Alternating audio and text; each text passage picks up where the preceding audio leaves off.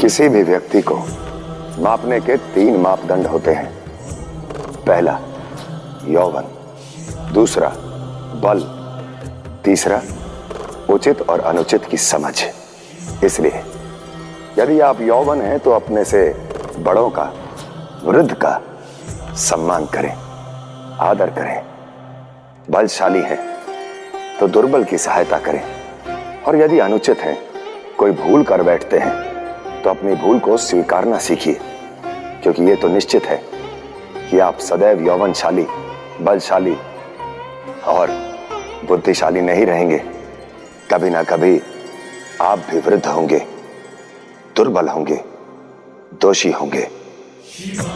इसलिए यदि इन तीनों वस्तुओं के होते हुए आप इनका उचित प्रयोग सीख लें, तो भविष्य में इनके अभाव में आप स्वयं को कभी एकाकी नहीं पाएंगे। किसी भी व्यक्ति को मापने के 3 मापदंड होते हैं।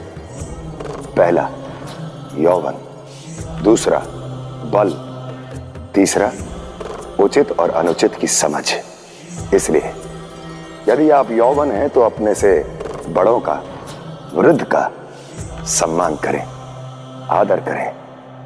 बलशाली हैं तो दुर्बल की सहायता करें, और यदि अनुचित हैं, कोई भूल कर बैठते हैं, तो अपनी भूल को स्वीकारना सीखिए, क्योंकि ये तो निश्चित है कि आप सदैव यौवनशाली, बलशाली और बुद्धिशाली नहीं रहेंगे।